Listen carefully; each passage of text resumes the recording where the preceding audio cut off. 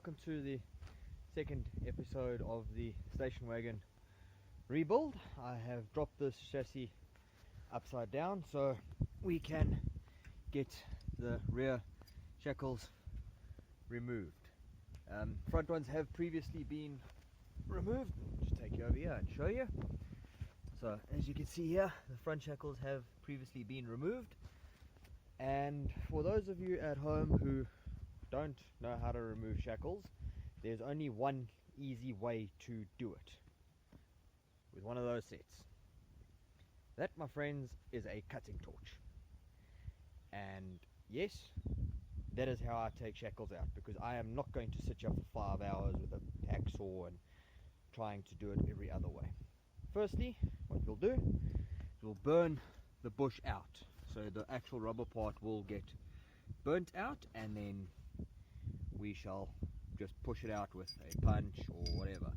And then secondarily, I will cut through the actual outer casing with the cutting torch. Not done. Unfortunately, I will not be videoing the cutting because due to COVID-19 there is now a shortage of oxygen. That one right there. And the medical professionals need oxygen. So as mechanics, we can't get sent any oxygen. So unfortunately, due to that fact, I'm not saying that COVID-19 is it's a very bad thing, so guys, please definitely do stay safe at home. But due to that, I will not be able to film anything with the actual cutting of it. But as soon as I have burnt the bushes out and have cut them in half, I will show a video again. Okay, as you can see here now, I have them burning out. And we'll get up close there with some fire. Fire. Yeah, you just got to be careful. You see this one here, still a little bit on the tight side. There we go. Coming out. You let that all burn out. This side here too. You just chop. Oh, makes life so much easier. Does it not? Let's get up in here and you can try and see that. Okay. So as you can see, that is all now nice and burnt out. That one there, he's going to carry on burning out because, well, he wants to be difficult. There we go. There comes the rubber out. It just falls out like butter. Now for the second bit, just to slip the cutting torch straight through the bits. But just a side note, when doing it, okay, this chassis is upside down now.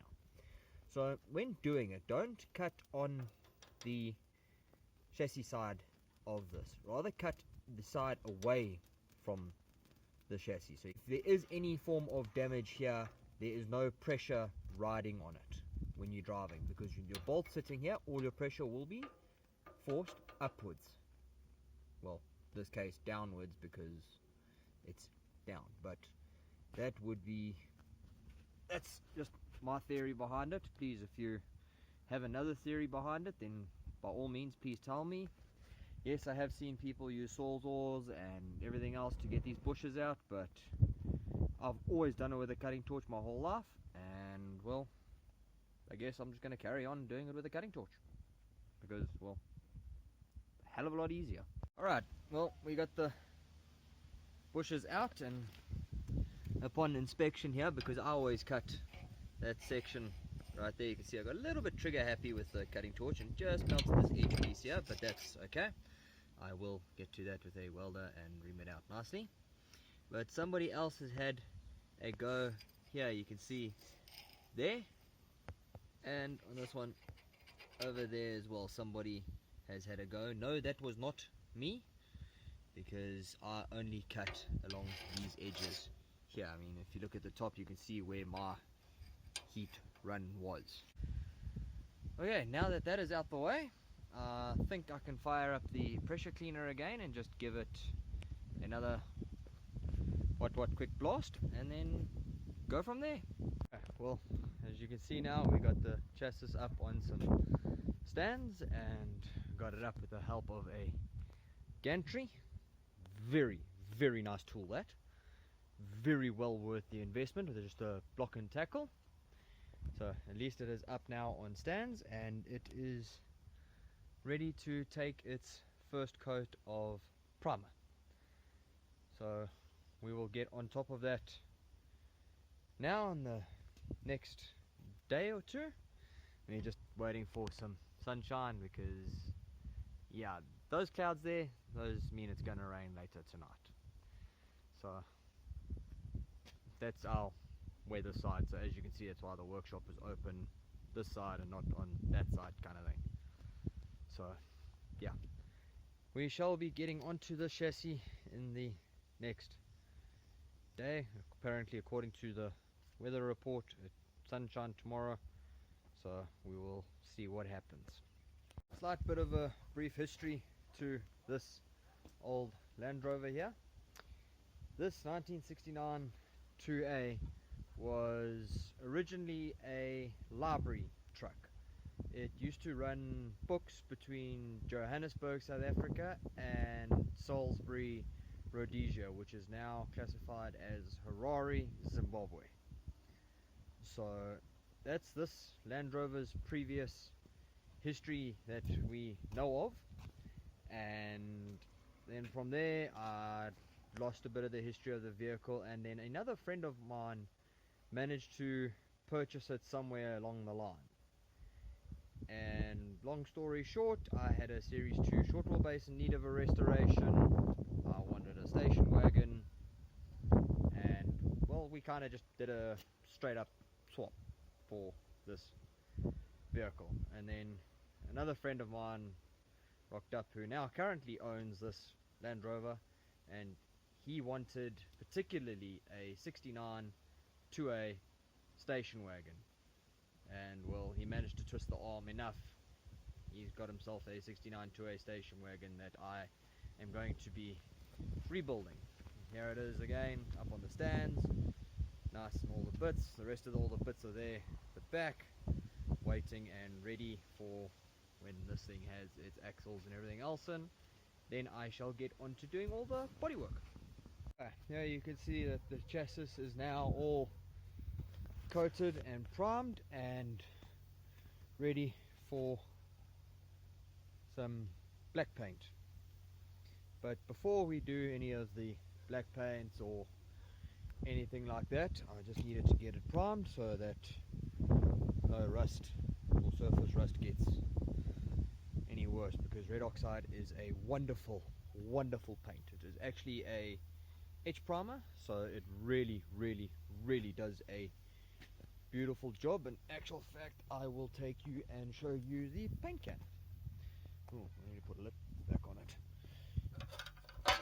See, okay, well, you can't really read it too well, but that there says etch primer, so it really is a good stuff because it actually etches itself into the metal. So yeah, one can now finished. I've still got my paint stirrer in there. Let's see if we can. Oh, it's just an industrial one. Yeah, that doesn't say too much on the back about it, but yeah, no, it is a very good paint base to use, and we've been using it for years, and well, it works well. Okay, and as you can see here, we got a slightly different looking chassis today. Nice warm weather, cutie black. Okay, a couple spots I've missed here and there, but I will get on top of those. This is just the first coat, and then yeah, we'll get the second coat on it now in the next hour or so and leave that to dry. But all in all, looking good. Right, well, that's the whole entire chassis completed and done. Yeah, it's all nice and spray painted up. So now when it's dry, we can flip it the right way around and then get the axles here, get them painted up, get some axles under it, and at least then it can be moved around. So yeah, at least that's that one done.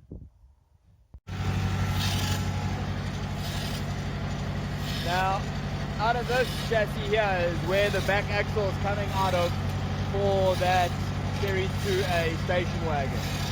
This is another good chassis, Series 3, that I have here that will get rebuilt one day, but I know the back diff is good, so it's the back diff I am going to be using in the 2A station wagon. Alright, for those wondering, yes, there's the back axle, I just stripped it out. But for those wondering how I move chassis and things around the yard, this is a basic setup on a crane, just on the 3-point linkage of the tractor. It is very simple and it works a charm.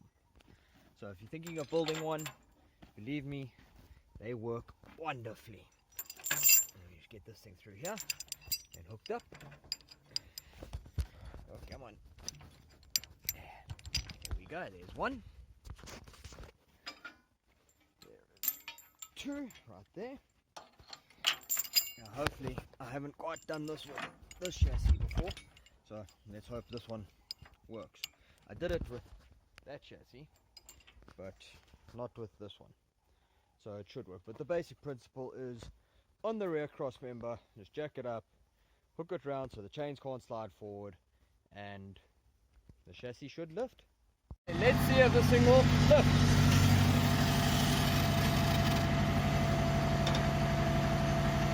There she comes. Now how is that for simple? Okay, now we can take this chassis back up, take it to the top. So put it away, and this will be a one-day build of this Series 3 station wagon. Back axle, as you can see there, that spring bush is still on fire. I've had this baby out. Yeah, again guys, with the oxyacetylenes, please be very careful. And as I mentioned earlier, with oxygen being a bit of an issue due to this pandemic, I was unable to try and film with the camera and everything else due to not wasting any oxygen. But basically, when cutting spring bushes out, it's nice and easy. It's even easier than in the chassis. What I normally do is, you see your spring curls around here, and then it is a flat join there. I normally try to cut it on through that join right there, because when you do it so, you got like a slight lipping to cut against. End result of your bushing being that, and they literally just tap straight out. No force, no muss, no fuss. Okay, you can see, I'll fall over.